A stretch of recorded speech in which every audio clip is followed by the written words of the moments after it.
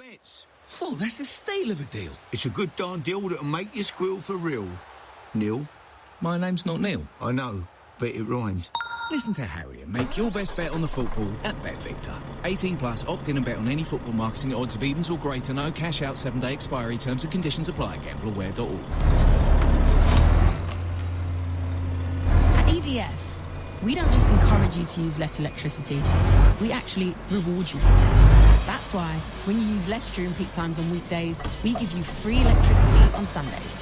How you use it is up to you. EDF. Change is in our power. Households who reduce their weekday peak electricity usage by 50% can earn up to 16 hours of free electricity per week, subject to their usage. For all T's and C's, visit edfenergy.com/r-power. The Legal Hour with Daniel Barnett on LBC. Call 0345 6060 973. 916 0345 6060. It's the Legal Hour with me. Lots of calls coming in, lots of text messages and WhatsApp messages as well. I do sometimes. And if you're sending me a text or a WhatsApp message that's more than 2 or 3 lines long, I'm just not going to read it out. It takes too long, it's too complicated. I get messages sent from people who are sending me a sheet of A4 effectively. It's just not going to get read out on a radio show, I'm afraid. But do call in, that's the way I can help you. It's now 9:17. Let's go to Richard in Worcester Park. Richard, good evening. Good evening. My call is actually regarding a car I bought just over a year ago. It was second-hand, but it's now just over 2 years old. I have an issue with wheels that are corroded, and the garage are, I believe... Do you know what tyres, the hubcap presumably? The alloy wheels are on wheels out of 4. I've been told that it looks like it's been a repair from previously before I had the car, and it's probably not been done properly. Now, I've taken up the garage because it should be under warranty. It's the existing original manufacturer's warranty. And the garage, I think, got to wriggle out of it. I have been to see them a couple of times now. They promised to call me back on a certain day. They didn't do. I followed it up. I called them again. They said, come back to you. They've still not come back. I've followed them again and they're just not answering the phone. I was wondering what I should do. So, was this bought from a dealership, I assume so? If you bought it from a dealer and it was only a year old, you're entitled to a car of satisfactory quality, and alloy wheels that corrode within between 1 and 2 years suggests it's not satisfactory quality. So the only exception to that would be if you've been regularly parking the car by the beach or by the seaside, or jet washing them with something acidic. Could either of those be the case? Well, it's not been near the sea. I occasionally get the car washed by it's a jet wash company locally. They all seem to do a good job, but I don't know what chemicals they use. Okay, but presumably there's been no damage to the other paintwork, which would suggest it's not acidic. No, fine. No. And a professional jet washer wouldn't use anything like that.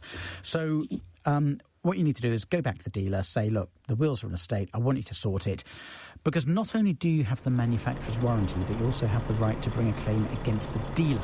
It's the dealer you have a contract with. Now, you mentioned the manufacturer's warranty. You didn't tell me how far you've got with the but again, don't mention the manufacturer, please. I haven't, well... Sorry, how far have I got with the dealer, you say? No, with the manufacturer. I've not gone back to the manufacturer. Okay. So it might be worth approaching the manufacturer. Are the alloy wheels covered by the warranty? Sometimes wheels are excluded.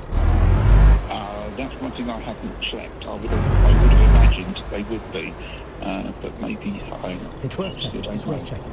But either way, you can definitely have a claim against the dealer for selling your car that's not of satisfactory quality. If they continue ignoring you or refusing to do anything, I would get independent report, which costs about £100, maybe £200, for someone to look at the wheels, say where the corrosion has come from, exclude that it's come from seawater or anything like that. And armed with that, if the garage continues to refuse to pay ball, go to the small claims court and claim the cost of replacing the alloy wheels. How much are the wheels to replace, roughly? I don't know actually, but I would imagine they'd be quite expensive. So that's it, Richard. Is there anything else I can help you with? No, it's just that I've got those sorted, but it's the wheel cell. The dealer is liable if that car has a satisfactory quality. Wheels that corrode within a year of purchase are not of satisfactory quality, so you have a good claim there. Richard, good luck with that. For anyone listening, that was our question about cars for the week. No more questions about cars. If you're thinking of phoning in with one, well, it's going to have to be next week, I'm afraid. Let's go to Johan in Westminster. Am I pronouncing your name? Yeah, that's right. Yeah, that's what is my call. I have a bill of 950 pounds for water bill. I buy my bill, I said that the bill consultant called them and cancel my account, which I didn't realize. I realized after 1 year and a half. So now they claiming £1,200. Sorry, just pause. When you say someone called the water company and cancelled your account, you mean cancelled your account or cancelled your direct debit? Someone said that I moved out. I haven't moved out. I lived in the same place for like 8 years, and I was paying my bills every month. That's £5. And after 2 years, I just called them for proof of address, and they told me, you don't need money for that. I still live there. So they are claiming £1,200. So I sent an email to them, explained my situation. I haven't cancelled my account, and they told they don't know who cancelled it, and they cannot find it. So they are telling me someone made a mistake. So therefore, I have to pay £1,200. They reduced it to 25 percentage to now £950. So I told them it's not my fault. I didn't cancel anything. So they're telling me I have to pay £950. Did they continue taking the direct debits even though your account had been cancelled? No, I called my bank. They told me that it was March 2023. Yeah. So you haven't paid your bills for 2 and a bit years? Yeah, 1.5 years, 18 months. They told me. Okay. Have you used £950 of water over the last 1.5 years? No. How do you know? I was paid that £5. If I do that, the question is £750. So they. Sorry, Johan, just go a little slower because I'm struggling to understand. How do you know £950? I don't know. I'm just guessing that it's a high price. I don't know how much. In a best case scenario, how much do you think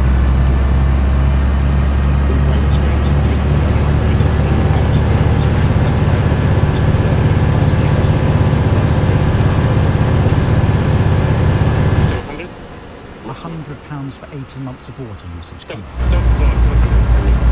So it's 700. Yeah, I think I need 700. So you 700 or 400? 700. 700. In the worst case, what do you think you're with them? That's what I own them. They come in 950. They're claiming. Answer the question. He said in the best case scenario, I think you owe them 700. That's right. The next question was in a worst case scenario, I don't think you owe them. Yeah, 800.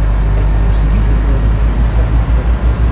That's right, yeah. So taking the midpoint of 750, there's only £200 difference between you, isn't there? They want 950, you say I owe you 750. So have you gone back to them and offered them 750?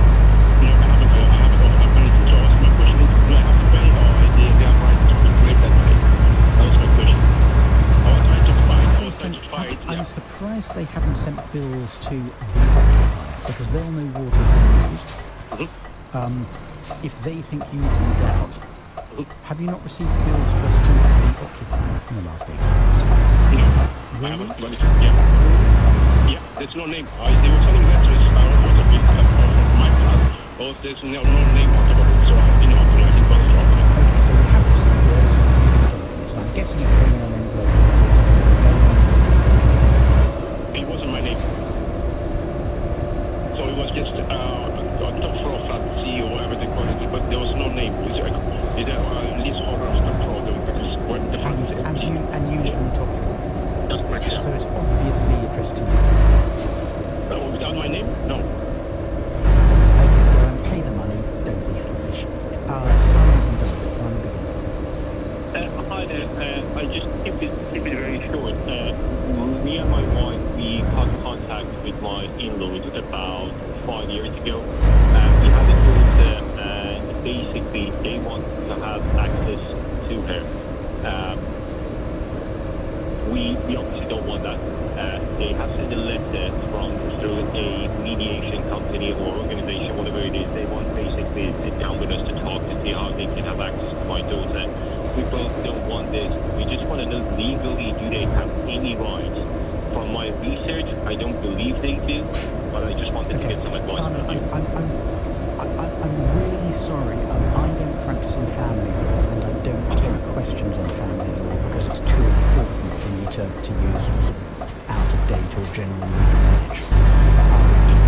I'm really sorry. The call should have been different. I apologize to answer the question. Not a problem at all. Thank you very much. Let's go to Christine and Lady. Christine, good evening. Oh, hello, Daniel. You said you weren't going to take any more car questions, but this is about a car. I was a passenger in a car, which was in a local village car park, and about a metre and a half, and the person behind us also drove forward, and there was contact between the two cars, okay? At the time, the cars were both inspected, no dimples, nothing, it was a very low impact, the cars weren't moving. They exchanged, I wasn't the driver, I was the passenger in the car, and they exchanged details, not insurances, but both local people, and 10 days later, the other driver has submitted a claim for whiplash injury, headache, shoulder ache, disability due to arm and leg injury. Now the impact would have been so low, they'd only moved both of them about a metre or a metre and a half. How do we go forward in challenging what is obviously a fraudulent claim? Well, you say it's obviously a fraudulent claim. In fact, whiplash occurring at very low-speed accidents is much more common than people think. Whiplash is just an injury to the neck when you're thrown forward from something, or vice versa. It happens at high-speed incidents, but also in low-speed bumps. I mean, the speed must be less than 1 mile an hour. Okay, so what you need to do is pass the claim to your insurers. The other driver has been in touch with my driver's insurance company and put this claim in immediately. Yeah. And what's your problem with this? I can hear your pain. I'm angry because I was obviously there and I was a passenger in the car. I couldn't even be in the bump. But what the other driver is claiming is fraudulent. My anger is that this is a fraudulent claim. I mean, there's no the air can go off. There's absolutely not a dimple. Christine, I know you don't believe me, but whiplash numbers do very low-speed collisions. It's just a fact they do. And how I mean, because the driver who was driving me was no claim. Yeah. So the only thing... Sorry, only one of us can talk at a time. Do you want to carry on? I think you've got to say that. No, your advice is on, please, Daniel. Okay. You need to pass it to the insurers. Now, insurers can get a bit sniffy about whiplash claims from low speed impacts because they want to root out fraudulent or exaggerated claims. But if the individual who's putting the claim has evidence from her GP, she will need medical evidence. A note from a GP is normally enough, but sometimes people get specialist reports. If she's got them, if the amount she's claiming is modest, the probability is the insurers will just say, you know what, I'm not interested in doing business. Because insurers cannot have very expensive fraud trials over £2,000 when this happens. This is very detrimental to the driver of my car who's in a claim to go forward. Yes, and... with a fraudulent claim by the other driver. Yes, and it's... She said she was fine. Okay, sorry. Christine, do you want to say anything else? Because after you say it, I'm going to talk. Advice, please, Daniel. Right. If the insurer decides that it's going to pay out, your friend will lose her no claim. There is almost nothing she can do. She can sue the insurers for an irrational decision, because insurers aren't allowed to make irrational decisions, they're reasonable decisions. But that's an almost impossible claim to win. Your friend, and that's going to cost her tens of thousands of medical fees, even assuming she's right and she wins, way more than the value of the lost no claims benefit. The insurance company, if it's an insurance company that doesn't like fraudulent claims, will say, sue us. But then your friend's going to get sued. Does she want that? Right. But you're saying that the other driver does need to provide medical evidence. They need to provide some evidence as a GP. Okay. Christine, thank you for the call. I appreciate it. I can tell how angry you are, and I understand why you're angry vicariously on behalf of your friend. We're going to go to the LBC Legal Hour quiz after the news, because it is time for 9:31 news headlines. A man's being questioned on the suspicion of murder after a woman and 3 of her children died following a house fire in northwest London. 2 other people were taken to hospital after emergency workers were called to Stonebridge. Gaza's health ministry is claiming dozens of people have been killed by Israeli strikes since the beginning of the day. The IDF says it's targeted suspects operating from a structure next to its forces in Khan Yunis and is now investigating. A schoolboy has been arrested after the death of a teenager at an amusement park in South Wales. 16-year-old Par Soonro suffered a medical episode at the Barry Island Pleasure Park in Northern. LBC weather, rain moving in from the west overnight, particularly affecting northern areas. Windy for northern and western parts of the country too, with gales around the northern coast of Scotland, with a low of 13 degrees. This is LBC. At EDF, we don't just encourage you to use less electricity, we actually reward you for it. That's why, when you use less during peak times on weekdays, we give you free electricity on Sundays. How you use it is up to you. EDF. Change is in our power. Households who reduce their weekday electricity usage by 50% can earn up to 16 hours of free electricity per week, subject to their usage. For all T's and C's, visit edfenergy.com/r-power. I've had a few. Jimmy was my first. He was gorgeous and gave me so much space. Then there was Lorenzo. He was exciting, but also reliable. Elvis is my latest. I love him most. He makes me feel so warm with his heated seats and steering wheel. It might sound strange to have a car and name them, but it's not just me. Almost every Honda Jazz owner stays with the Jazz and buys another. True love starts with a test drive. Honda, the power of dreams. At Specsavers, we've got human devices that can stream music or movies, and ones that are good in crowds. Rechargeable battery ones that are good at home, ones that are good in the great outdoors, ones that connect to phones, ones that fit in your ear, ones that fit over your ear, and ones that fit in wherever you happen to be. We've even got ones in our advanced range that use AI to make speech sound clearer. And they're all available at great Specsavers prices. Book a free hearing check today, because okay hearing is not okay. This is LBC. Message Daniel Barnett on WhatsApp now. 0345 6060 973. 9:34, and it's time for the LBC Legal Hour quiz. You know what to do. Get your phone out. I want you to send a WhatsApp voice note with the answer to the question I'm about to ask to 0345 6060 973. Tonight it's WhatsApp voice notes only. No text messages are accepted. 0345 6060 973. Make sure you say your name and where you're from, and the winner will get a shout out on national radio. Here's the question. The term custody is no longer used in English family courts. What's the modern term for the court deciding where a child lives and who they spend time with? What's the modern term for the order that used to be the custody order, which decides where a child lives and who they spend time with? WhatsApp voice note 0345 6060 973. We'll get the answer in a few minutes. It's 9:35. Let's go to Rob in Scotland. Rob, good evening. Good evening, Daniel. Yes, I hope you can help me. Just to quickly tell you, my wife had bought 2 show tickets to see her favourite pop star tonight. And she booked the 2 tickets at the end of a row in the performance because it had extra legroom for myself. I've got a weak knee, and I'm also a very tall 6'3", and I need extra legroom. Out of the blue, 2 days ago, we had been told that we had our tickets taken and swapped for other tickets of the same nominal value, but that were right in the middle of the road, which had no extra legroom. So basically, we weren't able to go to the performance tonight.